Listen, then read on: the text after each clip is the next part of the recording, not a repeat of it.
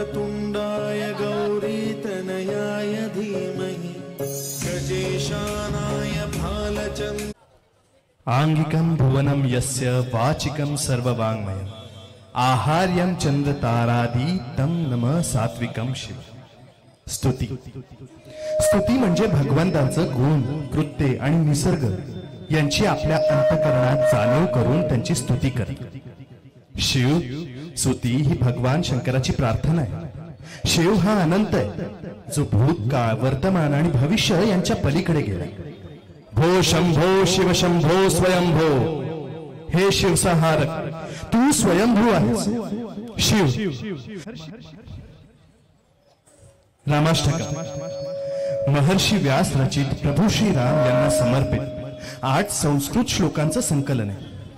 आणि आज प्रभू श्रीरामांच्या अयोध्या मंदिरी अभिषेकाच्या उपलक्षावर रामाष्टकमचे नृत्य स्वरूप तुमच्या समोर सादर करताना आम्हाला आनंद होतो।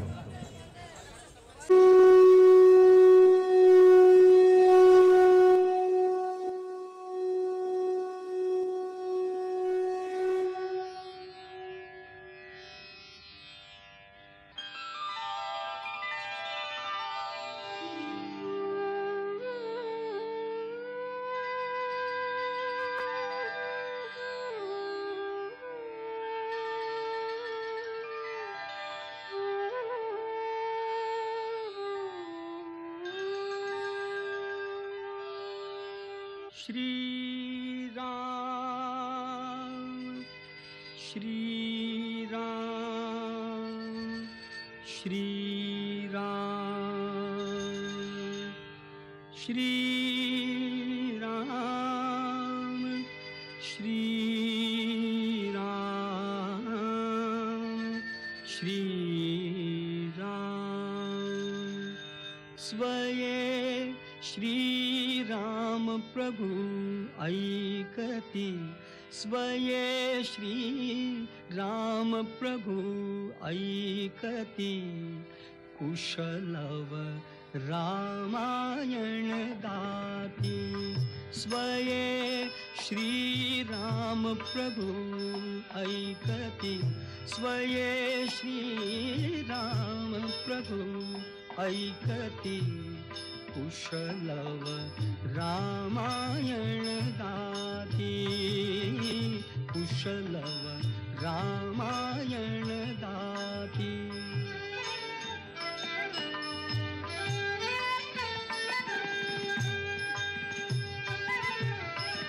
कुमार दोघे एक वयाचे, सजीव पुतळे रघुरायांचे।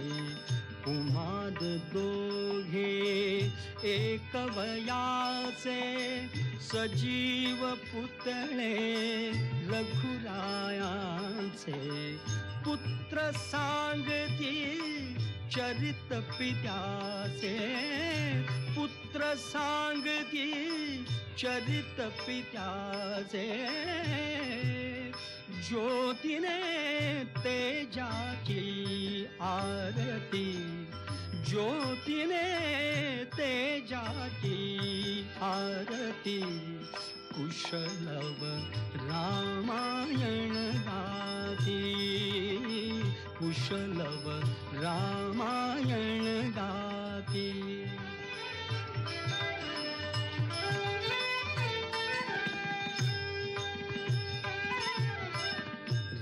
राजसमुद्रा वेशमुनींचे, गंधर्वच ते तपोवनीचे। राजसमुद्रा वेशमुनींचे, गंधर्वच ते तपोवनीचे। वाल्मिकीच्या भावमनीचे, वाल्मिकीच्या भावमनीचे।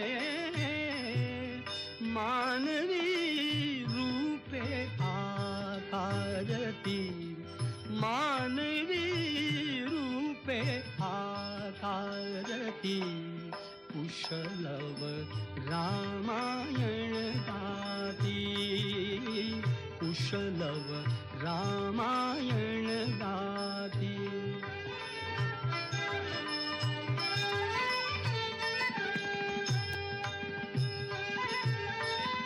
पुरुषार्थाची चारी चौकट त्यात पाहता निज जीवन पट पुरुषार्थाची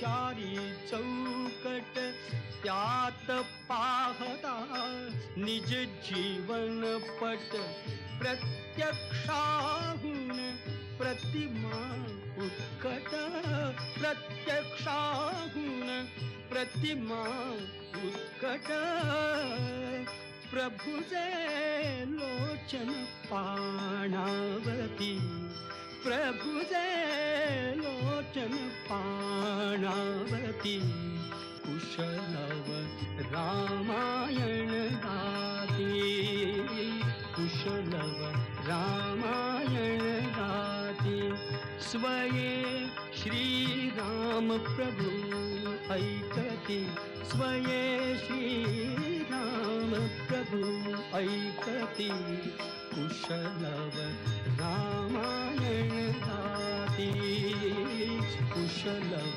रामायण गाते.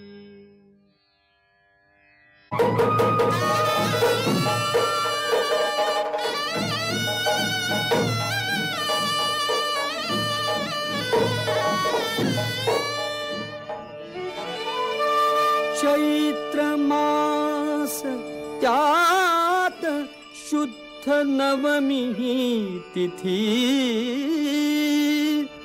गंधयुक्त तरीही वात उष्ण हे किती दोन प्रहरी कागशिरी सूर्य थांबला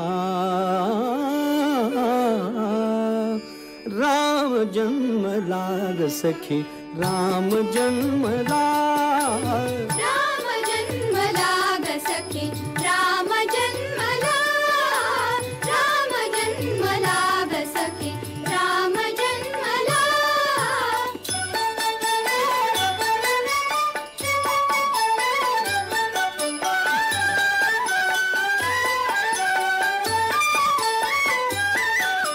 कौसल्या राणी हळू उघडी लोचने दिपून जाय माझ स्वतः पुत्र दर्शने ओघळले आसु सुखे कंठ दाटला ओघळले आसु सुखे कंठ दाटला राम जन्मला ग सखी राम जन्मला राम जन्मला ग सखी राम जन्मला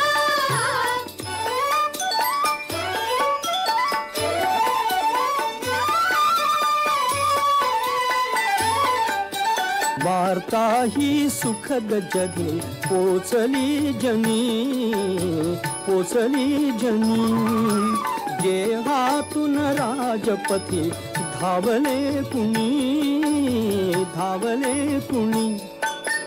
युवतीचा संघ एक गात चालला युवतीचा संघ एक गात चालला राम जन्मला ग सखी राम जन्मला राम जन्मला ग सखी राम जन्मला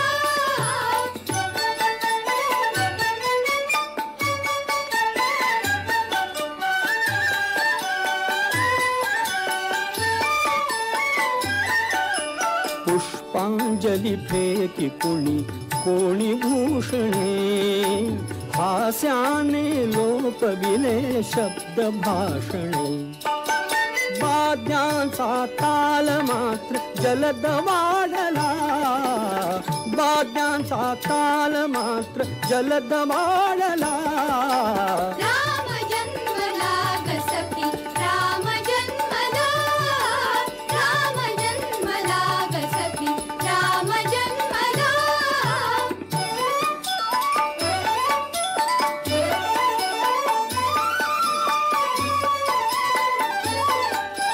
बुडून जाय नगर सर्व नृत्य गायनी सूर मधुर रंग तालयात मग्न मेदिनी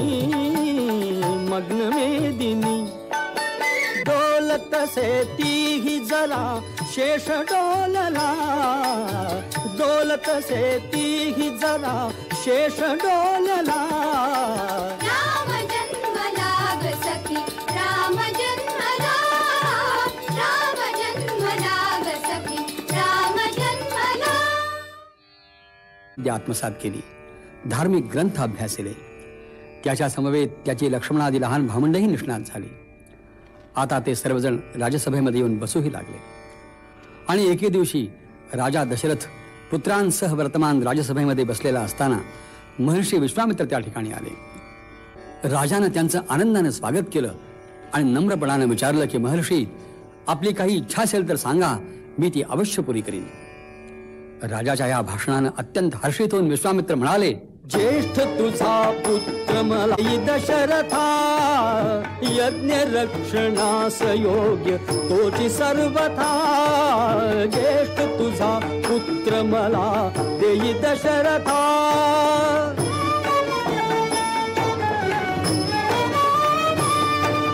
मायावी रात्रिंचर कष्टभीती मजसी फार. मायावी रात्रिंचर कष्टभीती मजसी फार. कैकवार करून यज्ञ नाही सांगता. ज्येष्ठ तुझा पुत्र मला देई दशरथा यज्ञ रक्षणास योग्य तोची सर्वथा. ज्येष्ठ तुझा पुत्र मला देई दशरथा.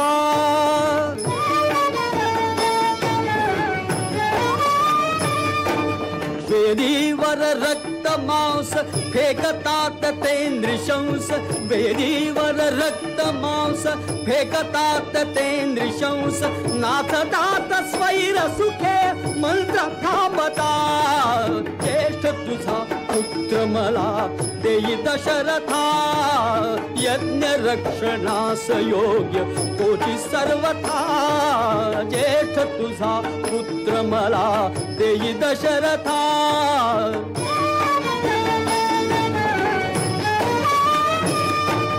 शंकित का होसी नृपा मुनि मागे राजकृपा.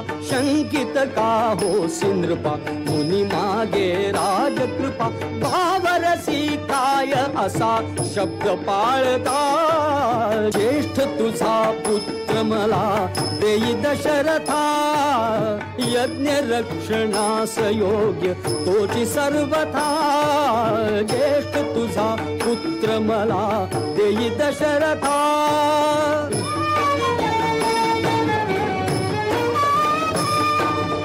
प्राणाहुनी वचनी प्रीत रघुवंशी हीच रीत. प्राणाहुनी वचनी प्रीत रघुवंशी हीच रीत.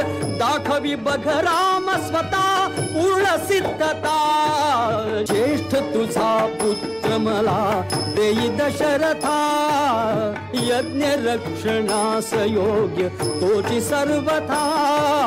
ज्येष्ठ तुझा पुत्र मला देई दशरथा.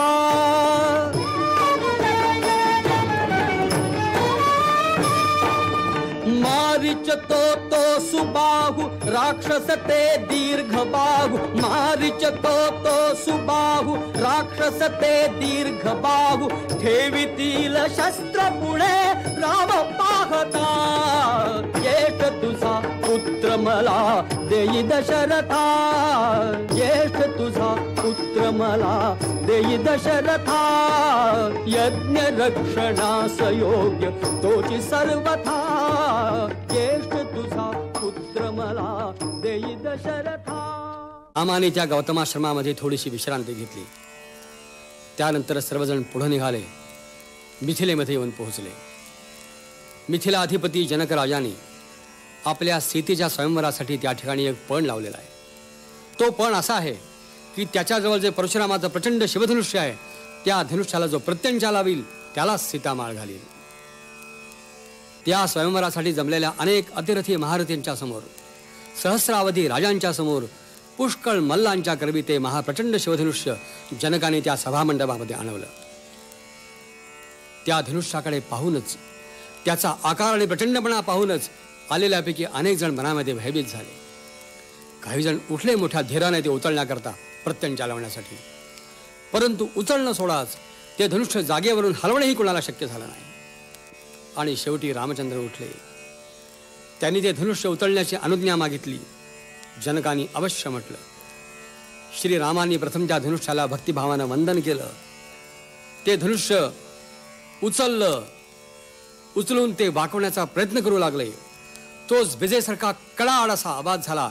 ते धनुष्य मधोमध भंग पावलं. त्याचे मोडून 2 तुकडे झाले. हा लोकविलक्षण पराक्रम बघून सर्वजण स्तंभित झाले. जनक संतुष्ट झाला. सीता अतिशय आनंदित झाली.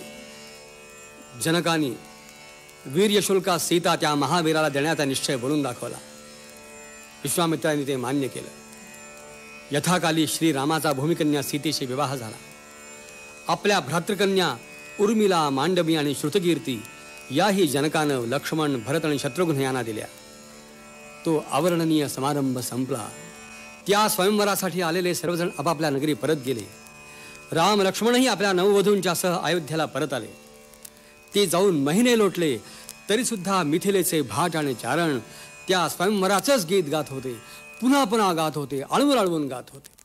आकाशी जडले नाते धरणी मातेचे, स्वयंवर झाले सीतेचे, स्वयंवर झाले सीतेचे, स्वयंवर झाले सीतेचे, स्वयंवर झाले सीतेचे, स्वयंवर झाले सीतेचे, स्वयंवर झाले सीतेचे, स्वयंवर झाले सीतेचे.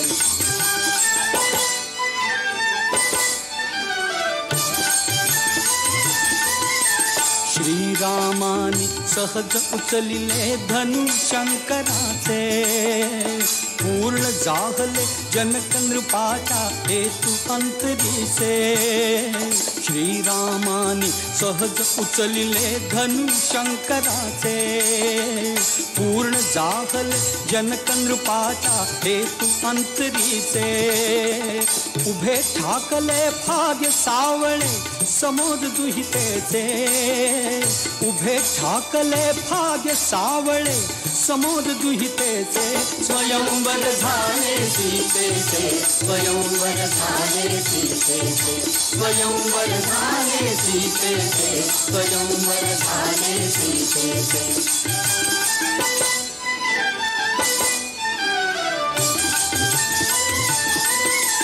मुग्ध जानकी दुरुन न्याहळी राम धनुर्धारी, नयना माझी एकवटुनिया निज शक्ती सारी.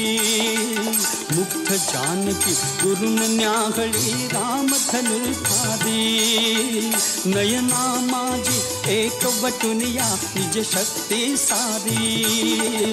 फुलू लागले फूल हळूहळू गाली लज्जेचे, फुलू लागले फूल हळूहळू गाली लज्जेचे. स्वयंवर झाले सीतेचे, स्वयंवर झाले सीतेचे, स्वयंवर झाले सीतेचे, स्वयंवर झाले सीतेचे.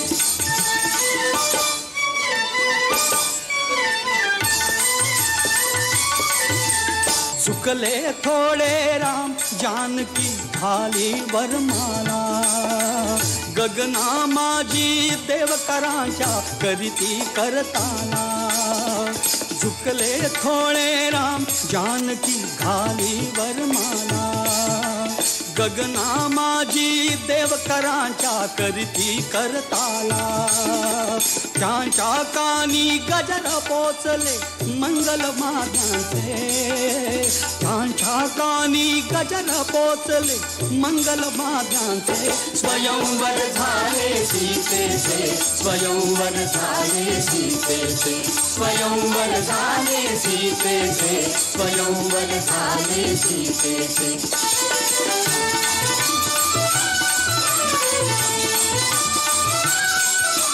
अंश विष्णूचा राम,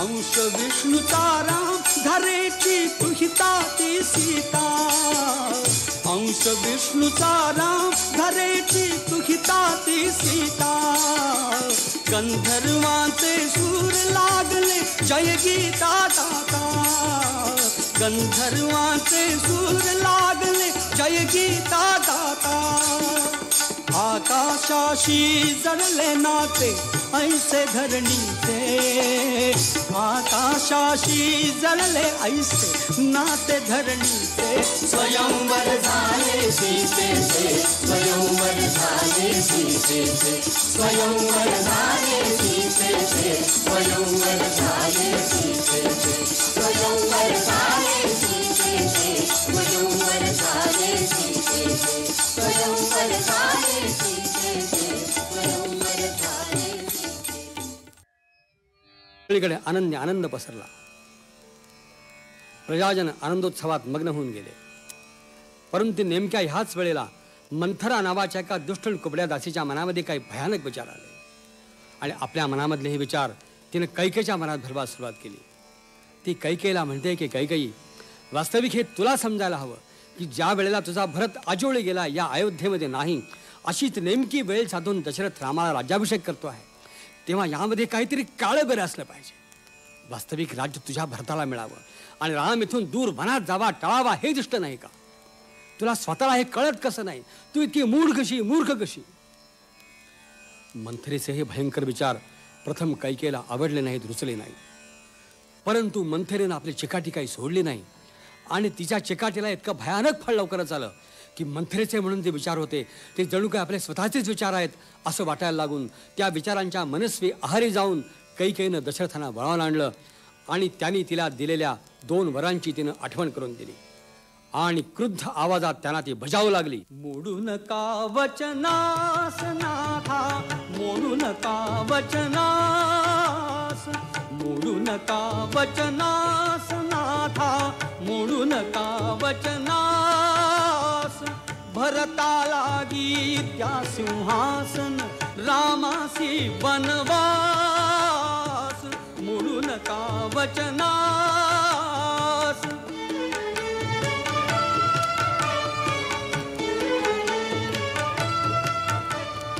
न लगे सांत्वन नको कळवळा शब्द दिले ते आधी पाळा न लगे सांत्वन नको कळवळा शब्द दिले ते आधी पाळा आजोळाहून परत बोलवा झणी माझ्या भरतास मोडू नका वचनास.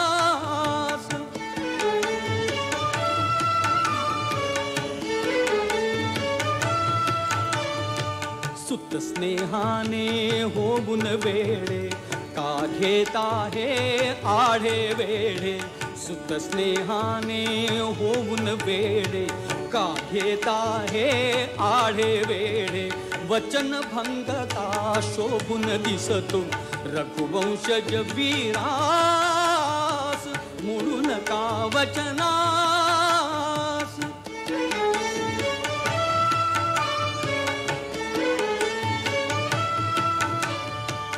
नारी सुलभ मी चतुरपणाने अजूनी रक्षिली आपुली वचने नारी सुलभ मी चतुरपणाने अजूनी रक्षिली आपुली वचने आज मागते वरते दोन्ही आज मागते वरते दोन्ही साधुनी या समयास मोडू नका वचनास.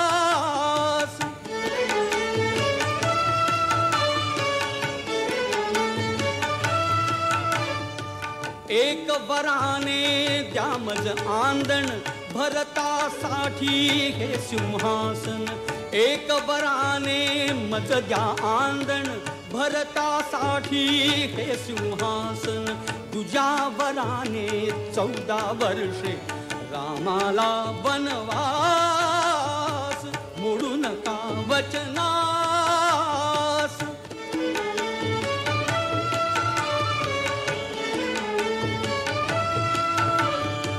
व्योम कोसळो भंगो धरणी पुन्हा पुन्हा काही बलधरणी व्योम कोसळो भंगो धरणी पुन्हा पुन्हा ताई मन धरणी वरला भाविन मीन घ्यायची वरला भाविन मीन घ्यायची शेवटचाही श्वास शेवटचाही श्वास. नगरजनांची आर्त प्रार्थना श्रीरामांचा रथ अडवू शकली नाही. बंधू लक्ष्मण आणि पत्नी जानकी यांच्यासह श्रीराम अयोध्येच्या बाहेर पडले. त्या रात्री अयोध्येतील कुठल्याही घरी अग्नी प्रज्वलित झाला नाही. दिवे लागले नाहीत, अन्न शिजलं नाही.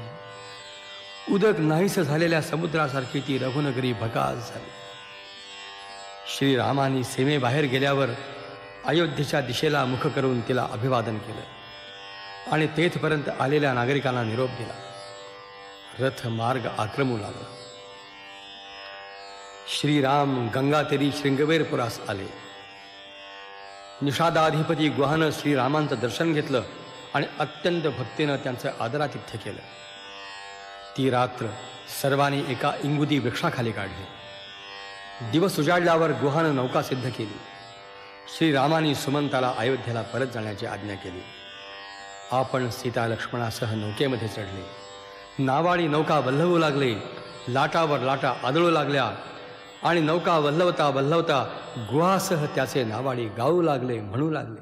नकोस नौके परत फिरू ग नकोस गंगे ऊर भरू नकोस नौके परत फिरू ग नकोस गंगे ऊर भरू श्रीरामाचे नाम गातया श्रीरामाला पार करू. जय गंगे जय भागीरथी जय जय राम दाशरथी जय गंगे जय जय राम जय भागीरथी जय जय राम दाशरथी.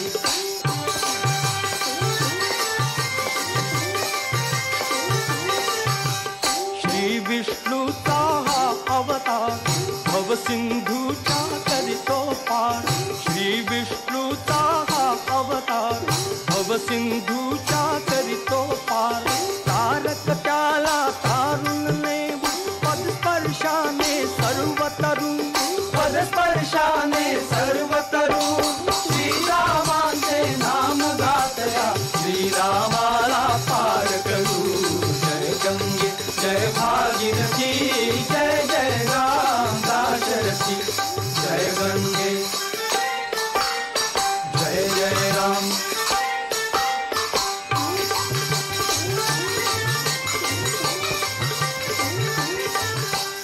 कर्तव्याची धरुणी का काम स्वीकरी हा वनवास.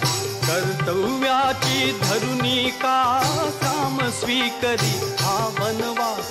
दातच त्याचे आपण का मग कर्तव्याची परत सरू का कर्तव्यासी परत सरू श्रीरामांचे नाम गातया श्रीरामाला पार करू. जय गंगे जय भागीरथी जय जय राम दाशरथी जय गंगे जय जय राम.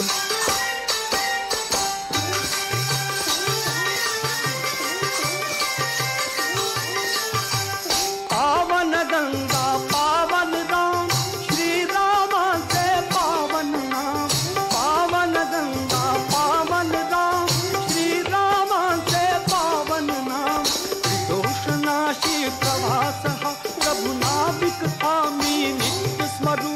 नाविक आम्ही नित्य स्मरू श्रीरामांचे नाम गातया श्रीरामाला पार करू.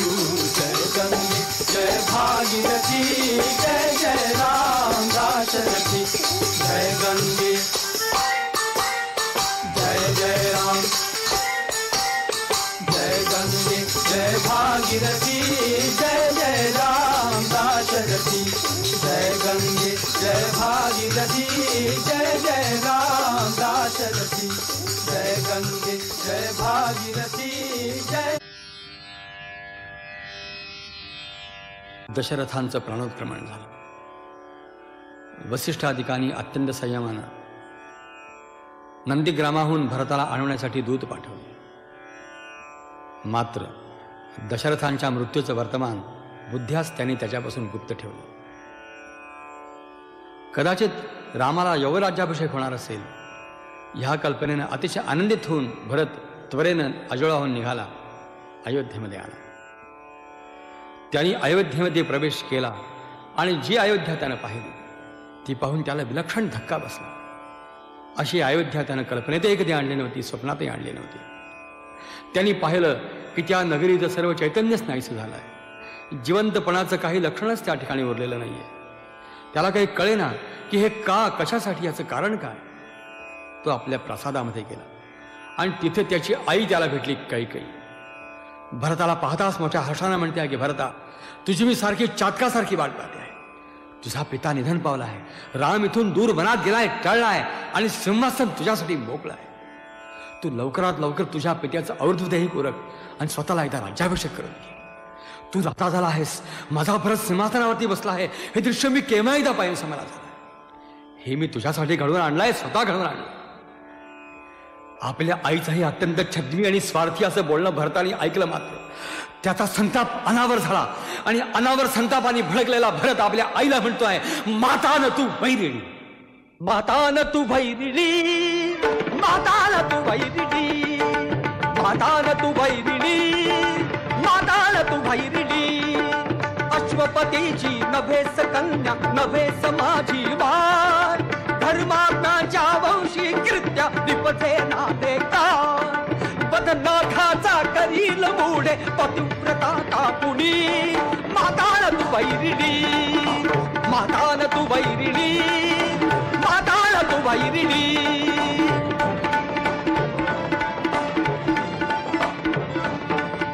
तुला पाहता दृशार्थ होते या खड्गाची धार. श्रीरामाची माय परी तू कसा करू मी पार. तुला पाहता दृशार्थ होते या खड्गाची धार. श्रीरामाची माय परी तू कसा करू मी पार. कुपुत्र म्हणतील मला कैकेयी, कुपुत्र म्हणतील मला कैकेयी. माता तुझी जणी, माताला तू वैरिणी, माताला तू वैरिणी, माताला तू वैरिणी.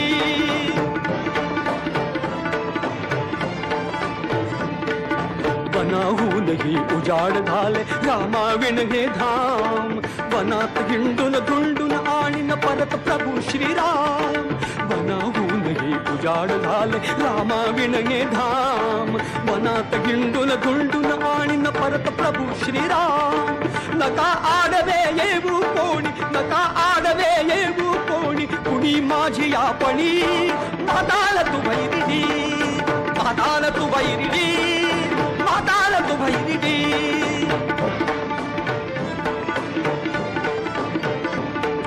असेल तेथे श्रीरामांचा मुकुट अर्पिणे त्यास. हाच एकला ध्यास, येथून हीच एकली आस. असेल तेथे श्रीरामांचा मुकुट अर्पिणे त्यास. हाच एकला ध्यास, येथून हीच एकली आस. काल रात्र सिरहा इथे तू, काल रात्र सिरहा इथे तू, आक्रंदत विजनी. माताला तू वैरिणी, माताला तू वैरिणी, माताला तू वैरिणी.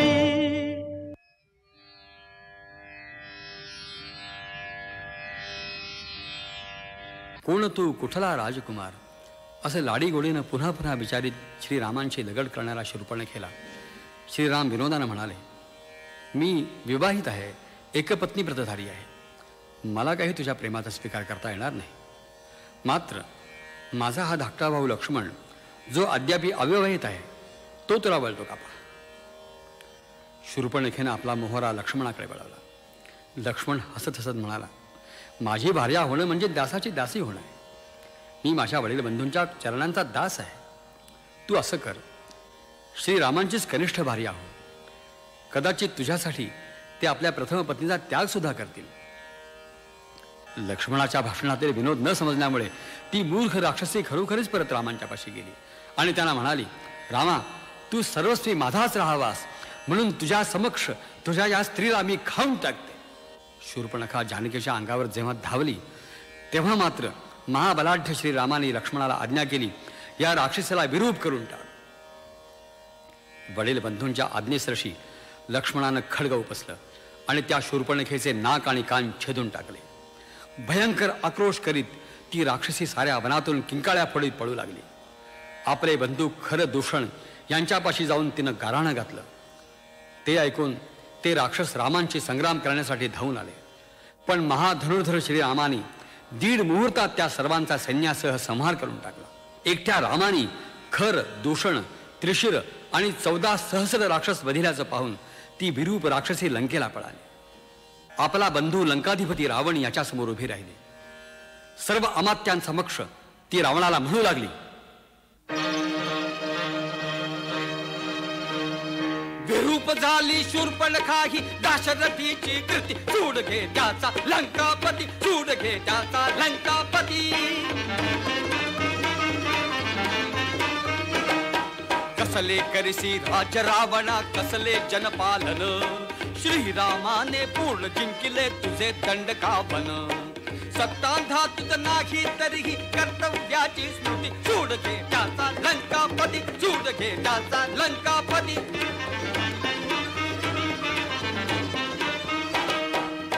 लोचने उघडून बघया शूर्पणखेची दशा, श्रीरामाच्या पराक्रमाने कंपित दाही दिशा.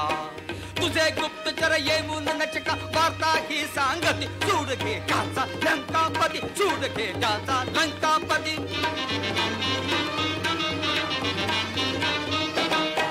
जनस्थानी त्या कहर उडाला, मेले खर दूषण. 14 राक्षस मेले एका तुझ भूषण. देवा समतो सुबूत ठरला जनस्थानीचा यती, सूड घे त्याचा लंकापती, सूड घे त्याचा लंकापती.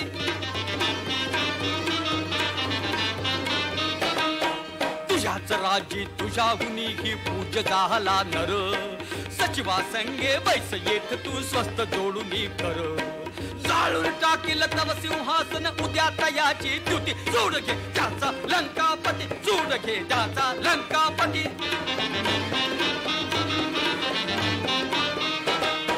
सुदर्शनासह व्यर्थ झेलले छातीवर दूषर. व्यर्थ मर्दिले देव उचलिले सामर्थ्य डोंगर. तूच काय तो धर्मोच्छेदक अजिंक्य सेनापती, सूड घे त्याचा लंकापती, सूड घे त्याचा लंकापती. तूच काय रे कुबेर जिंकून पुष्पक नेले घरी. तूच काय तो वरिली जाने तक्षक नृपसुंदरी. तूच काय तो भय मृत्यूचे लवनाघीच्या प्रती, सूड घे त्याचा लंकापती, सूड घे त्याचा लंकापती.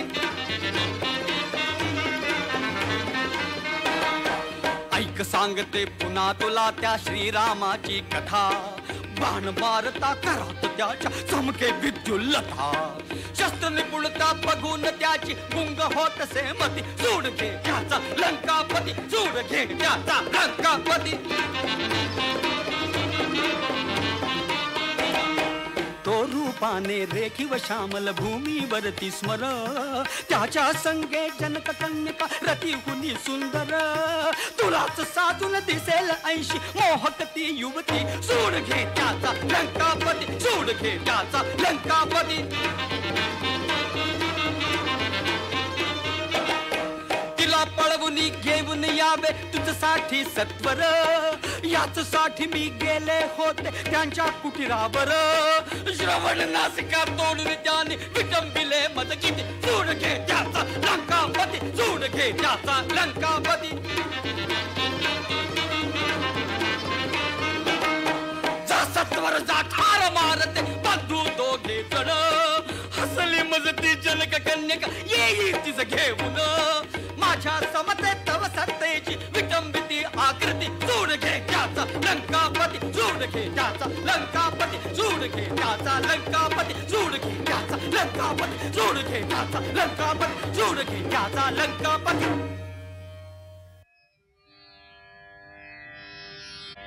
शूर्पणखीनं चेतविलेला दशानन रावण रामांच्या बरोबर युद्ध करून सीतेचं हरण करण्याच्या उद्योगाला लागला. त्यांनी त्यासाठी मारीचाचं सहाय्य मागितलं.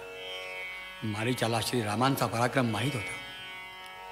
त्यानं जेव्हा रावणाचं मन वळवण्याचा प्रयत्न केला तेव्हा शेवटी काही कपट जमल्यास करावं म्हणून रावणानं एक युक्ती काढली. त्यांनी मारीचाला सुवर्ण मृगाचं रूप धारण करायला सांगितलं आणि आपण याचक यतीचा वेश धारण करून त्याच्या पाठोपाठ पंचवटीमध्ये गेला. मारीचानं धारण केलेलं ते अभूतपूर्व सुवर्ण मृगाचं रूप पाहून सीतेला अतिशय मोह झाला. ती पर्णशाळेमध्ये आली आणि श्रीरामांना लाडीकपणाने म्हणू लागली, तोडिता फुले मी सहज पाहिला जाता, तोडिता फुले मी सहज पाहिला जाता, मज आणून जातो हरिण अयोध्यानाथा, मज आणून जातो हरिण अयोध्यानाथा.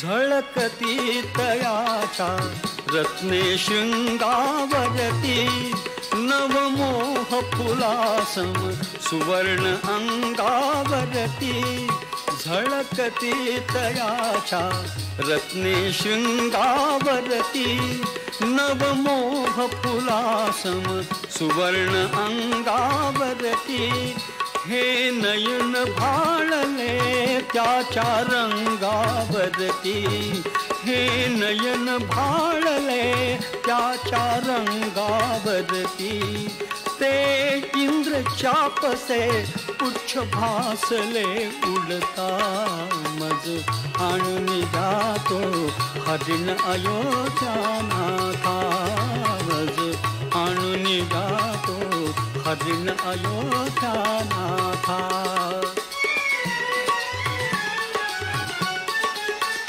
तो येऊन गेला अनेक दारी, दिसतात उमटली पदचिन्हे सोनेरी, तो येऊन गेला अनेक दारी, दिसतात उमटली पदचिन्हे सोनेरी, घाशिले शिंगया रंभास्तंभावरी, घाशिले शिंगया रंभास्तंभावरी, तो दिसे सुवर्णी बघा देवरा कांता, मज आणून जातो हरिण अयोध्यानाथा, मज आणून जातो हरिण अयोध्यानाथा.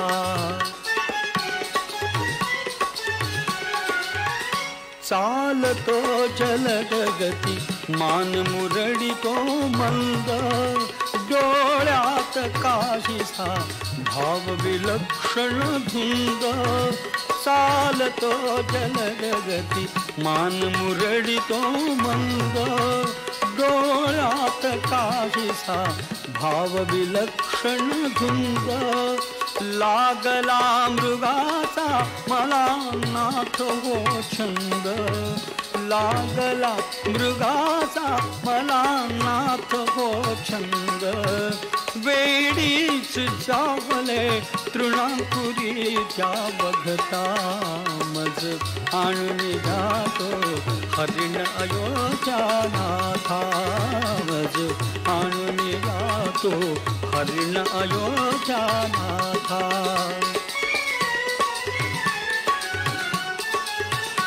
किती किती मृगाचे लक्षण मी त्या गणू, त्या मृगास धरणे अशक्य कैसे म्हणू, किती किती मृगाचे लक्षण मी त्या गणू, त्या मृगास धरणे अशक्य कैसे म्हणू, मजसाठी मोडिले आपण शांकर धनू, मजसाठी मोडिले आपण शांकर धनू, जा करा त्वरादा पृष्ठी बांधिते भाता, मज आणून जातो हरिण अयोध्यानाथा, मज आणून जातो हरिण अयोध्यानाथा.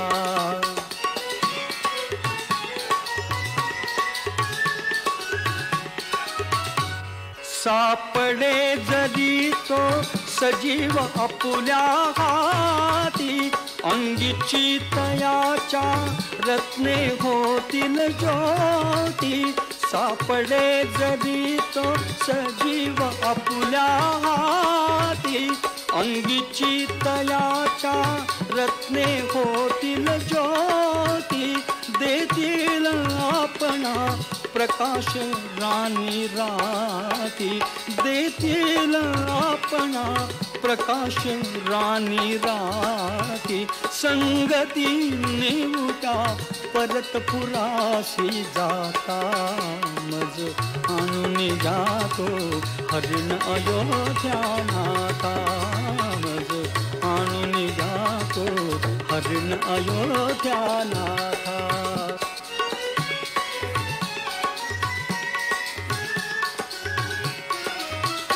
फेकून बाण त्या अचूक जरी माराल, काढून भाऊजी घेतील त्याची खाल.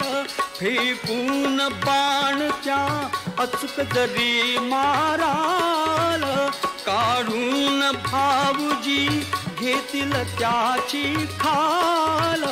त्या मृगासनी प्रभू इंद्र जसे शोभाल, त्या मृगासनी प्रभू इंद्र जसे शोभाल. तो पहा दिसे तो दूर टेकडी चढता, मज आणून जातो हरिण अयोध्यानाथा. मज आणून जातो हरिण अयोध्यानाथा.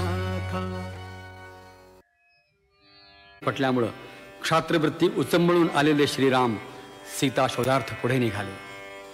वाटेमध्ये त्यांना एक पक्षीश्रेष्ठ रक्तानं माखल्या अवस्थेमध्ये भूमीवर पडलेला दिसला.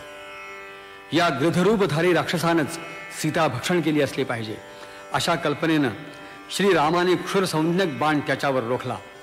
तेव्हा फेसासह रक्त उकित असलेला तो पक्षीराज जटायू श्रीरामाना म्हणाला, मरणोन्मुख त्याला कारे, मारिसी पुन्हा रघुनाथा.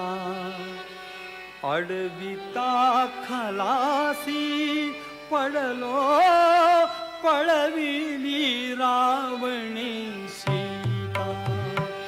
अडविता खलासी पडलो पळविली रावणी सीता.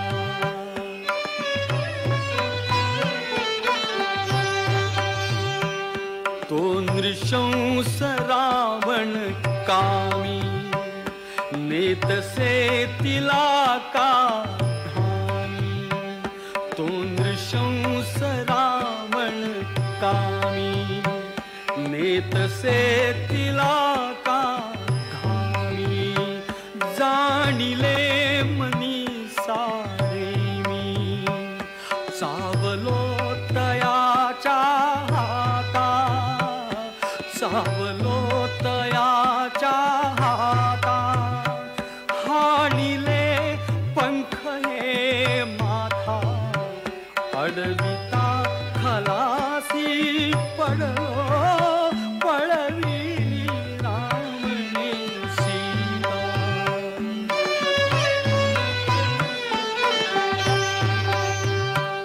रक्षिण्या राम रानीसी, झुंजलो घोर मी त्यासी.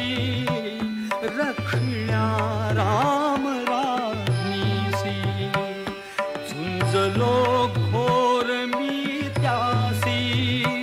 तोडिले कवच मुकुटासी, लावूनच दिधले बाणा. स्पर्शूना तिथला फाता. अडविता खलासी पडलो पळविली रावणी सीता.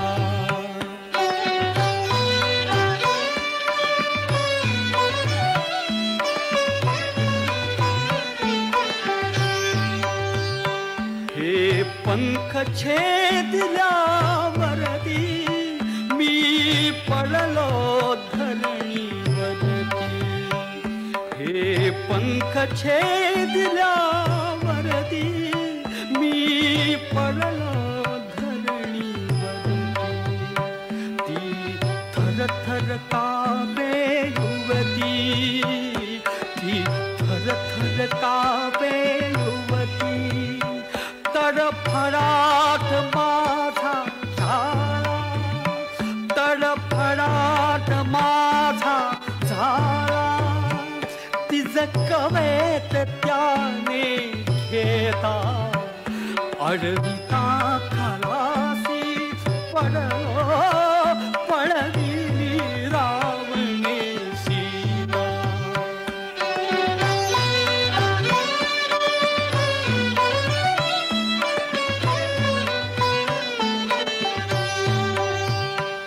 मम प्राण लोचनी पुरला, मी तरी पाहिला त्याला.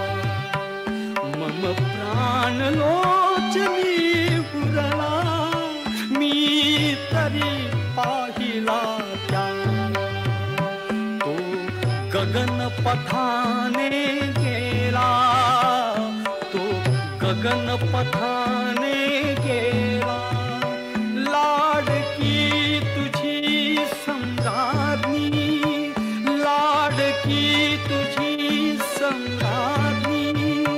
आक्रंदत होती जाता, अडविता खलासी पडलो, पडविली रावणी सीता. अडविता खलासी पडलो, पडविली रावणी सीता.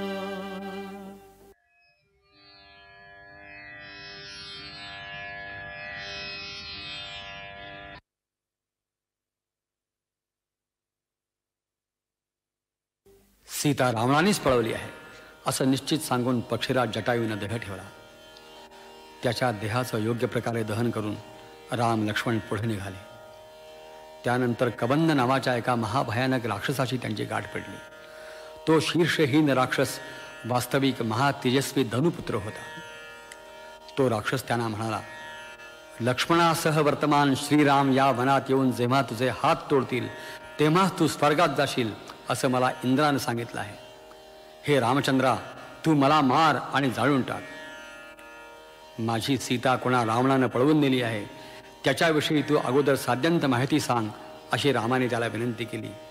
तेव्हा कबंध म्हणाला, अगोदर माझा देह दहन कर, मग सांगतो. शेवटी रामलक्ष्मणाने त्या कबंधाला एका खड्ड्यात नेऊन टाकला आणि चिता पेटवून त्याला भडाग्नी दिला. तेव्हा तो धूमरहित अग्नीसारखा पुनर्जात होऊन बाहेर आला. त्यानं किष्किंधाधिपती सुग्रीवाशी सख्य कर, म्हणजे तो तुला सहाय्य करील, तुझ्या पत्नीचा शोधही लावील असं रामानं सांगितलं आणि पुढील मार्गही दाखवला. पंपा सरोवराच्या पश्चिम तीरावर पोचल्यावर श्रीरामांना शबरीचा आश्रम लागला. ती महातपस्विनी शबरी अवर्णनीय उत्साहानं श्रीरामांना सामोरी आली आणि म्हणाली, धन्य मी शबरी श्रीरामा, लागली श्रीचरणे आश्रमा, लागली श्रीचरणे आश्रमा, लागली श्रीचरणे आश्रमा.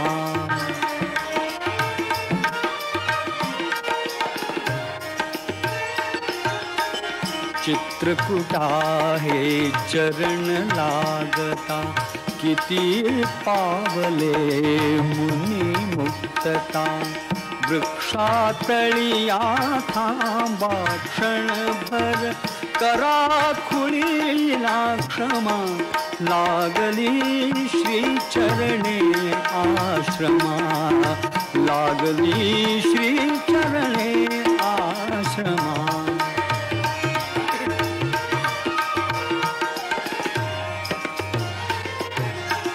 या चरणाच्या पूजे करिता नयनी प्रगटल्या माझ्या सरिता पद प्रक्षालन करा विस्मरा प्रवासातल्या श्रमा लागली श्री चरणे आश्रमा लागली श्री चरणे आश्रमा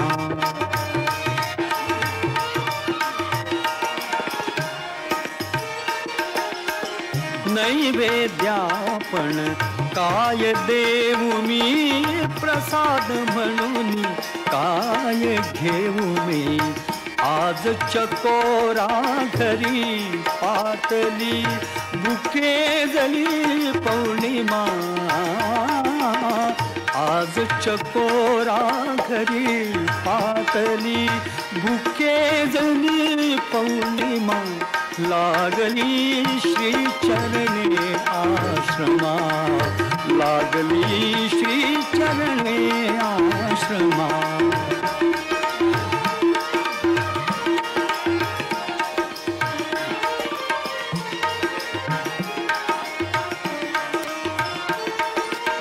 क्षते खगांची नव्हेत देवा मीच चाखेला स्वये गोडवा गोड तेवढी पुढे ठेविली भसवान चरतिमा लागली श्री चरणे आश्रमा लागली श्री चरणे आश्रमा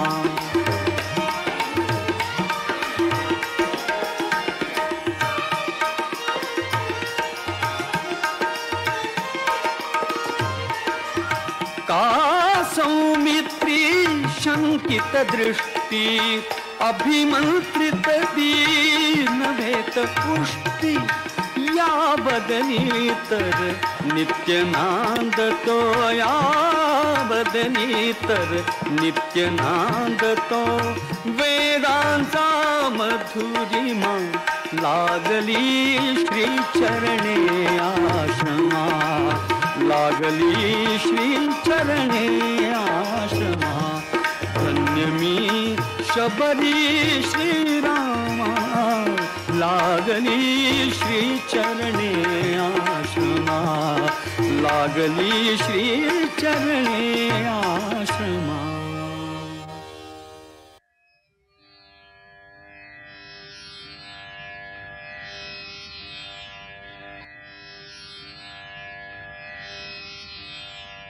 सीतेच्या सर्व प्रश्नांना आणि शंकांना हनुमंतानं समर्पक उत्तर दिली आणि तिच्या मुक्ततेसाठी श्री रामचंद्र निश्चित येणार असल्याचं शपथपूर्वक कथन केलं. रामाला ओळख पटावी म्हणून सीतेनं आपल्या जवळचा एक मणीही हनुमंतांच्या स्वाधीन केला.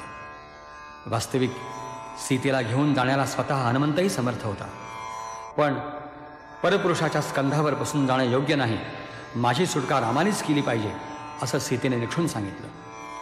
विचारी आणि धर्मनिष्ठ हनुमंताला तिचं म्हणणं पटलं. तिचा निरोप घेऊन तो निघाला. जाता जाता त्याच्या मनामध्ये आलं की या राक्षसांचं बळ तरी काय आहे ते पाहावं, आणि या विचारासरशी त्यानं अशोकवन उद्ध्वस्त करून टाकलं. जंबूमाली आणि रावणपुत्र अक्ष यांना ठार केलं. लंकेच्या कुलदैवताचा नाश केला. तेव्हा रावणपुत्र इंद्रजितानं त्याला ब्रह्मास्त्राने बद्ध केलं आणि रावणाच्या सभेत नेलं. तिथं त्याला ठार मारण्याचीच आज्ञा रावणानं दिली, पण रावणाचा भाऊ जो विभीषण त्यानं दूताला मारणं राजनीतीला धरून नाही असं आग्रहानं प्रतिपादन केलं. शेवटी रावणाच्या आज्ञेनं हनुमंताच्या पुच्छाला वस्त्र बांधून राक्षसाने ते पुच्छ पेटवून दिलं. राक्षसीने हे वृत्त सीतेला सांगितलं तेव्हा तिनं अग्नीचा धावा केला आणि हनुमंताला इजा होऊ नये असं मागणं अग्नीजवळ मागितलं. पेटत्या पुच्छानिशी हनुमंत रावणाच्या राजसभेमधून उडाला आणि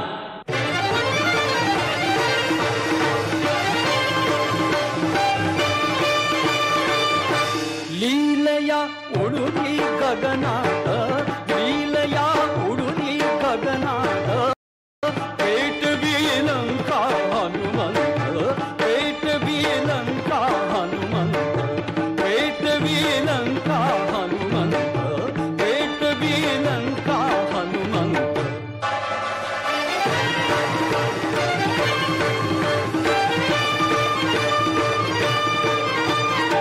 नगाकार घन दिसे मारुती विजे परी ते पुच्छ मारुती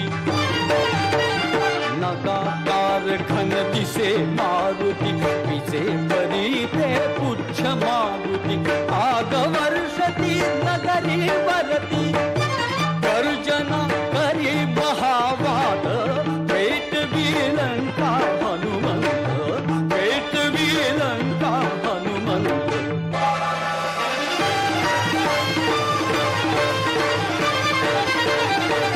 भडके मंदिर पेटे गोपुर द्वार कडाडून वाजे भेसूर भडके मंदिर पेटे गोपुर द्वार कडाडून वाजे भेसूर रडे ओरळे तो अंतःपुर प्रकाशी पुढे वस्तुजात पेट लंका हनुमंत पेट लंका हनुमंत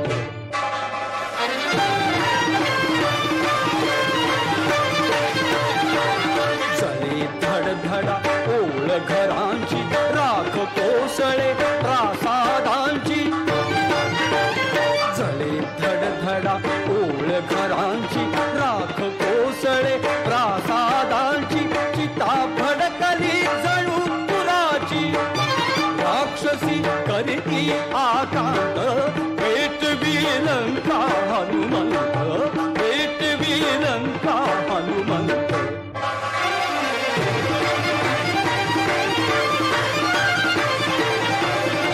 खडगे ढाली पाद वितळल्या वीरवृत्ती तर सदेह जळल्या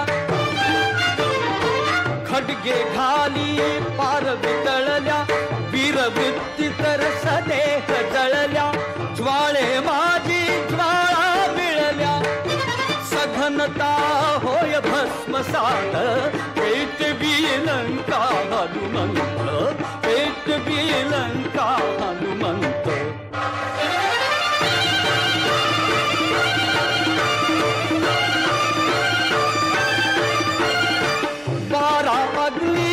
अग्नि वारा मुरे निवारा नागे धारा जळल्या वेशी जळे पहारा नाचतो अनल मूर्तिमंत पेट लंका हनुमंत पेट लंका हनुमंत पेट लंका हनुमंत पेट लंका हनुमंत पेट लंका हनुमंत पेट लंका हनुमंत पेट लंका हनुमंत पेट लंका हनुमंत पेट लंका हनुमंत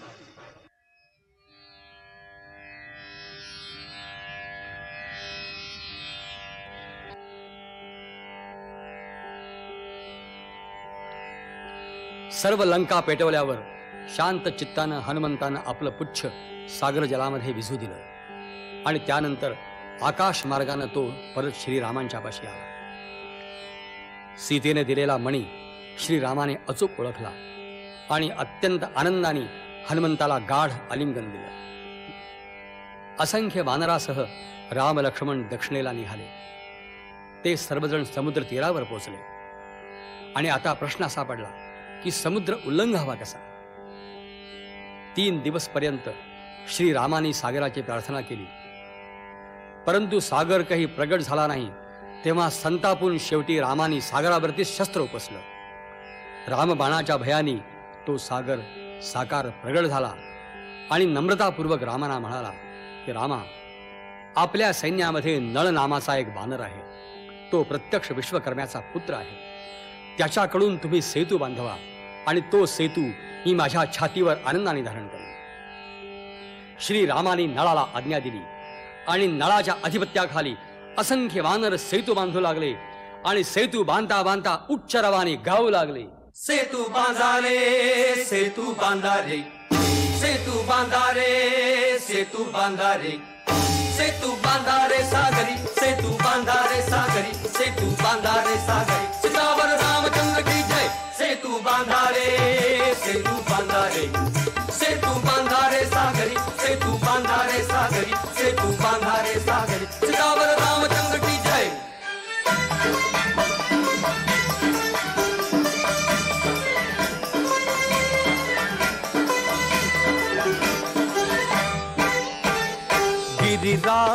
राजांचे देह निखळुनी गजांग शात्या शिळा उचलुनी गिरिराजांचे देह निखळुनी गजांग शात्या शिळा उचलुनी जळात द्या रे जवे ढकलुनी जळात द्या रे जवे ढकलुनी सेतू बंधने जोडून ओढा सेतू बंधने जोडून ओढा समीप लंकापुरी सेतू बांधा रे सागरी सेतू बांधा रे सागरी सेतू बांधा रे सागरी चितावर रामचंद्र की जय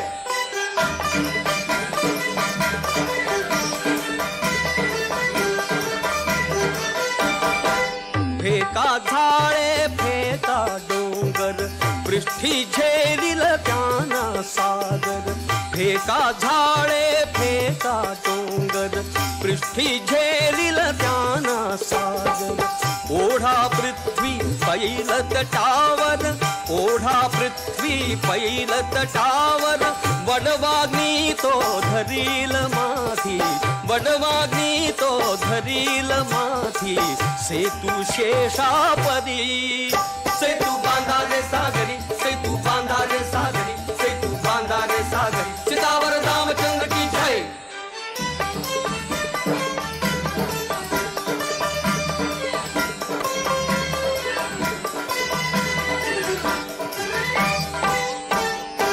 राम भक्तिये दाटून पोटी शततीर्थांच्या लवल्या पाठी राम भक्तिये दाटून पोटी शततीर्थांच्या लवल्या पाठी सत्कार्याच्या पथिकासाठी सत्कार्याच्या पथिकासाठी श्रीरामाला असेच घेती श्रीरामाला असेच घेती वानर पाठी बदी सेतू बांधा रे सागरी सेतू बांधा रे सागरी सेतू बांधा रे सागरी चितावर रामचंद्र की जय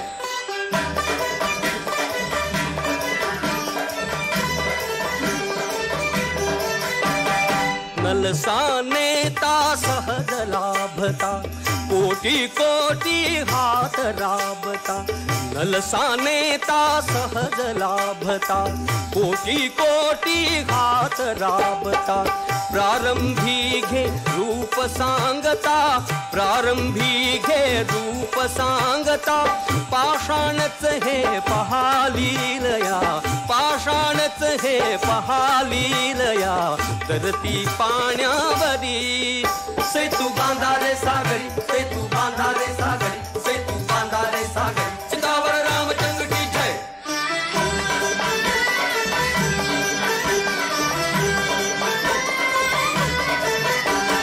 चरण प्रभु से जळात शिरता सकळ नद्याना येई तीर्थता चरण प्रभु से जळात शिरता सकळ नद्याना येई तीर्थता आरंभास्तव अधीर पूर्तता आरंभास्तव अधीर पूर्तता शिळा होऊनी जडू लागल्या शिळा होऊनी जडू लागल्या लाटा लाटावरी सेतू बांधा रे सागरी सेतू बांधा रे सागरी सेतू बांधा रे सागरी चितावर रामचंद्र की जय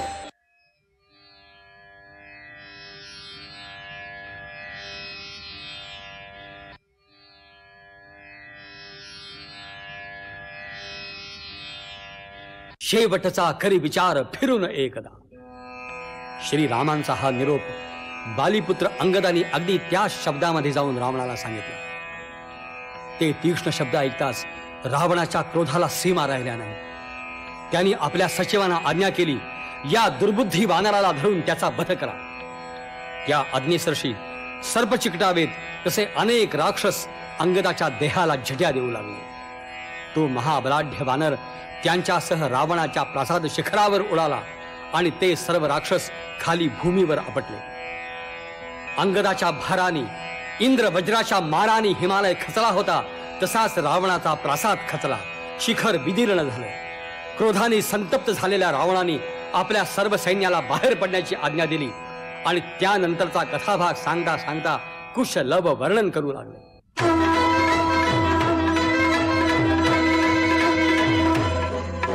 नभा भेदुनी नाद चालले शंख दुंदुभींचे, चालले शंख दुंदुभींचे.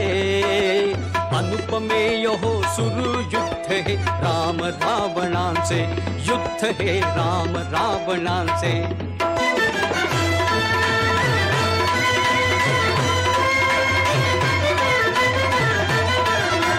सशंख राक्षस गण तो दिसला, कृष्ण खनावर बला कमाला. मुखातुनी शत गर्जे चपला, रणांगणावर कोसळले तो पाऊस बाणांचे. अनुपमेय हो सुरू युद्ध हे राम रावणांचे, युद्ध हे राम रावणांचे.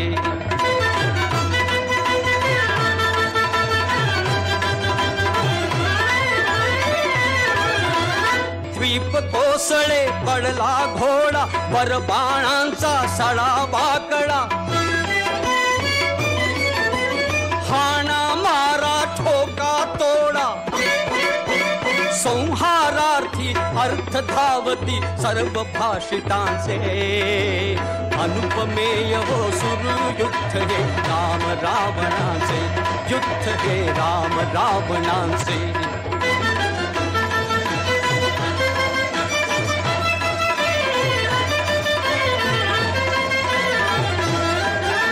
कलेवरावर पडे कलेवर, वृक्ष निशाचर नकळे वानर. मरणाहूनही शौर्य भयंकर, कैक योजने उडुनी जाती भाग अवयवांचे. अनुपमेय हो सुरू युद्ध हे राम रावणांचे, युद्ध हे राम रावणांचे, युद्ध हे राम रावणांचे, युद्ध हे राम रावणांचे, युद्ध हे राम रावणांचे, युद्ध हे राम रावणांचे, युद्ध हे राम रावणांचे.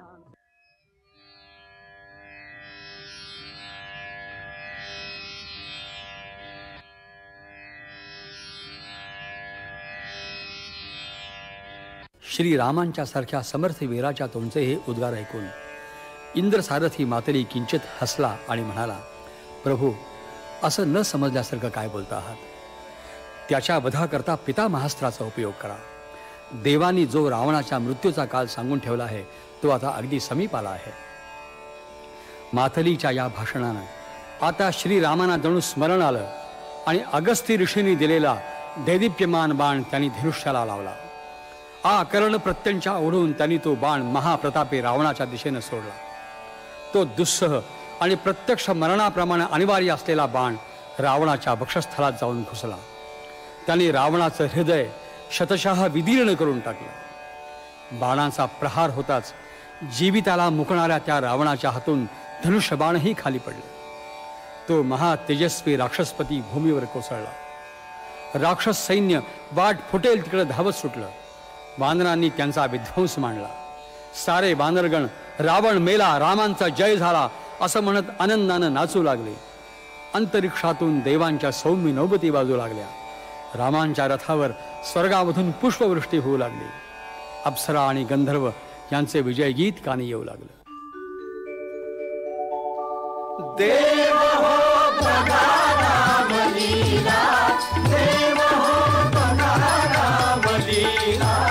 भूवरी रावण वध झाला, भूवरी रावण वध झाला.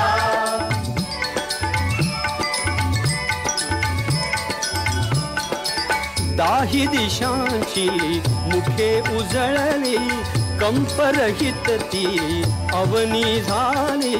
दाही दिशांची मुखे उजळली, कंपरहित ती अवनी झाली. रवी प्रभेते स्थिरता आली, रवी प्रभेते स्थिरता आली. पातली महत्भाग्य बेरा, पातली महत्भाग्य बेरा. भूवरी रावण वध झाला, भूवरी रावण वध झाला.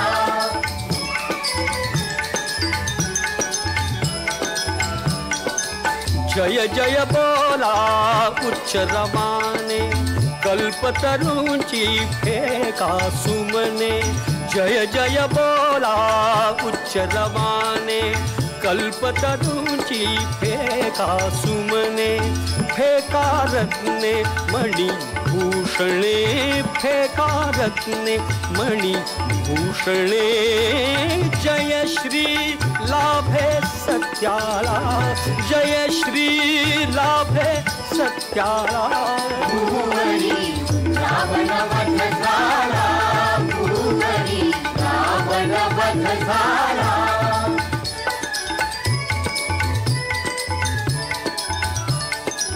श्याम राम हा धर्मपरायण हा चक्रायुध श्री नारायण श्याम राम हा धर्मपरायण हा चक्रायुध श्री नारायण जगदोत्पादक त्रिभुवन जीवन जगदोत्पादक त्रिभुवन जीवन ओ मानवी राम रूप ल्याला मानवी राम रूप ल्याला भूमरी रावण वध झाला भूमरी रावण वध झाला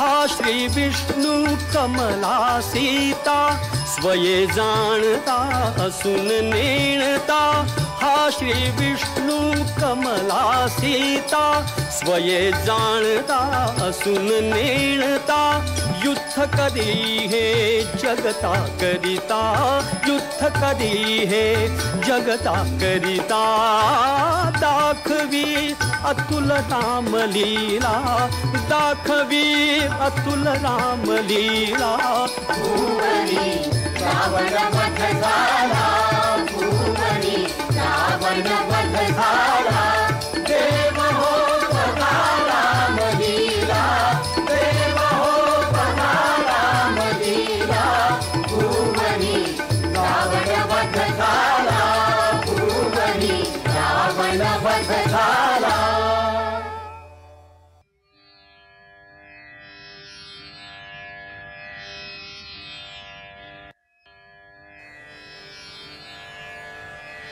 स्वामिनी निरंतर माझी सुता ही क्षमेची असं म्हणून श्रीरामाने अत्यंत आनंदाने निष्कलंक म्हणून पतिव्रता म्हणून जानकीचा परत स्वीकार केला. सर्व सैन्यामध्ये आनंदी आनंद पसरला. रामाने बिभीषणाला आज्ञा केली, लंकाधिपते निरपेक्षपणानं आणि सुखानं लंकेच्या साम्राज्याचा उपभोग घे. आता रामांचं कार्य पूर्ण झालंय. भरत भेटीची त्यांना ओढ लागली आहे. बिभीषणानं पुष्पक विमान तयार केलं. विमानामध्ये बसण्यापूर्वी रामाने न्यायासाठी आणि सत्यासाठी लढणाऱ्या आपल्या साऱ्या सहकाऱ्यांचा निरोप घेतला. त्यांना अयोध्येचं निमंत्रण केलं. श्रीराम, सीतामाई आणि लक्ष्मण विमानामध्ये बसले. विमानाने उड्डाण केलं आणि अयोध्येच्या मार्गावरती असताना एके दिवशी ते विमान श्री भरद्वाज ऋषींच्या आश्रमामध्ये उतरलं. याच दिवशी रामांच्या वनवासाची 14 वर्ष पूर्ण झाली आहेत. आपण येत असल्याची वार्ता हनुमंताकरवी अयोध्येला कळवण्याची व्यवस्था त्यांनी अगोदरच केलेली आहे. राम येत आहेत, सीतामाई येते आहे, लक्ष्मण येतो आहे. या वार्तेनं सारी अयोध्या आनंदाने अक्षरशः नाचते आहे. शत्रुघ्नानं सर्व अयोध्या शृंगारली आहे. भरत डोळ्यामध्ये प्राण साठवून रामांची वाट पाहतो आहे. भरद्वाजांच्या आश्रमामधून रामांच्या विमानाने उड्डाण केलं. ते अयोध्येच्या परिसरामध्ये येऊन उतरलं. राम विमानामधून बाहेर आले आणि साऱ्या अयोध्यावासियांनी सीतावर रामचंद्र की जय असा आनंद गजर केला. भरतानी रामांच्या सुपूजित पादुका त्यांच्या चरणी घातल्या. आनंदाश्रूंनी भरलेल्या नेत्रांनी तो रामाला म्हणतोय की रामा, तुझं म्हणून सांभाळलेलं तुझं हे राज्य, तुझं हे सिंहासन आता तू परत घे. श्रीरामाने भरताला आलिंगन दिलं. सर्व मातांना उभयता रामसीताने प्रणाम केले. त्या भेटीचा आनंद केवळ अवर्णनीय होता. असंख्य नेत्र श्रीरामांना ओवाळू लागले. असंख्य कंठ त्यांचा जय जयकार करू लागले. त्रिवार जय जयकार रामा, त्रिवार जय जयकार, जय जयकार, जय जयकार रामा, त्रिवार जय जयकार. पुष्पकयानातुनी उतरले स्वर्ग सौख्य साकार, स्वर्ग सौख्य साकार, त्रिवार जय जयकार. तुझा मस्तकी जळे शिंपता, सप्त नद्यांना मिळो तीर्थता. अभिषिक्ता तुझ जाणीव देता, अभिषिक्ता तुझ जाणीव देता. मुनी वचनांचा पुन्हा होऊ दे अर्थासह उच्चार, अर्थासह उच्चार. त्रिवार जय जयकार रामा, त्रिवार जय जयकार.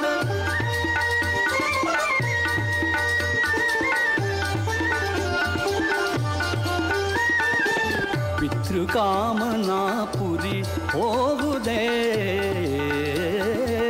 राम राज्य या पुरी येऊ दे. ते कौसल्या माय पाहू दे, ते कौसल्या माय पाहू दे. राज्ञी सह तू परंपरेने भोग तुझा अधिकार, भोग तुझा अधिकार.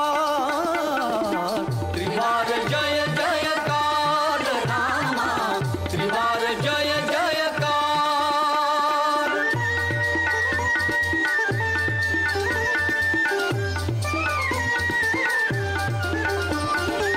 प्रजाजनी जे रचिले स्वप्नी, मूर्त दिसोते स्वप्न लोचनी. राजा राघव सीता रानी, राजा राघव सीता रानी. चतुर्वेद से लोक पूजती, रघुकुल दीपक चार, रघुकुल दीपक चार. त्रिवार जय जयकार रामा, त्रिवार जय जयकार. समयी वर्षतील मेघ धरेवर, सस्यशालिनी धरा निरंतर, धरा निरंतर. सेवारत जन स्वधर्म तत्पर, स्वधर्म तत्पर. शांति शांति मुनि वांछिती, दिखे वो आकार, दिखे वो आकार. शांति शांति मुनि वांछिती, दिखे वो आकार, दिखे वो आकार. त्रिवार जय जयकार रामा, त्रिवार जय जयकार, त्रिवार जय जयकार, त्रिवार जय जयकार.